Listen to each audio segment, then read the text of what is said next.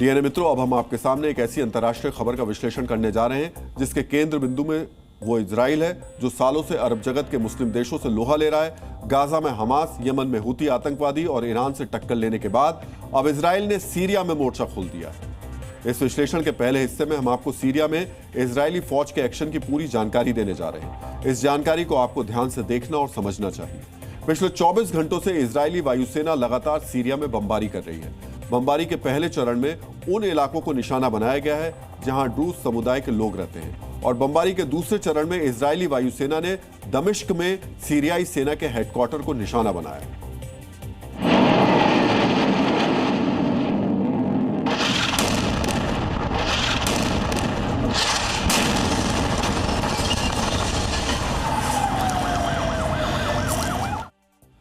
अगर आप अंतर्राष्ट्रीय समाचारों पर नजर रखते हैं तो शायद आपके अंदर एक सवाल उठ रहा होगा कि अब ना तो सीरिया पर ईरान का प्रभाव है और ना ही ईरान समर्थित हिजबुल्ला की सीरिया में बड़ी मौजूदगी है, तो फिर इजराइल ने सीरिया पर हमला क्यों किया?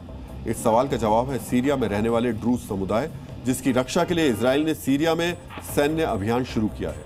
ये ड्रूज समुदाय इजराइल के लिए इतना महत्वपूर्ण क्यों है, ये भी अब हम आपको बताएंगे, लेकिन पहले आपको सीरिया के अल्पसंख्यक ड्रूज समुदाय के खिलाफ कट्टरपंथी हिंसा से जुड़ा अपडेट गौर से देखना चाहिए।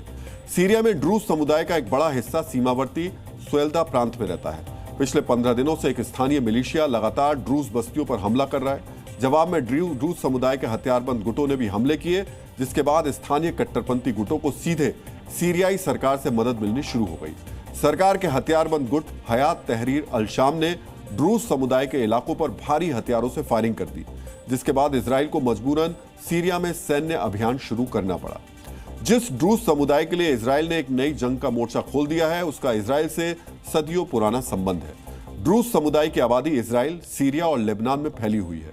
अरब मूल के ड्रूज भी इस्लाम के ही अनुयायी हैं, लेकिन वो इस्लामी कट्टरपंथ से दूर रहते हैं और इसी वजह से इजराइल में ड्रूज समुदाय को सम्मान की दृष्टि से देखा जाता है। सिर्फ सामाजिक ही नहीं बल्कि सामरिक तौर पर भी इजराइल और ड्रूज समुदाय का पुराना रिश्ता है, जो आपको भी बेहद गौर से देखना चाहिए।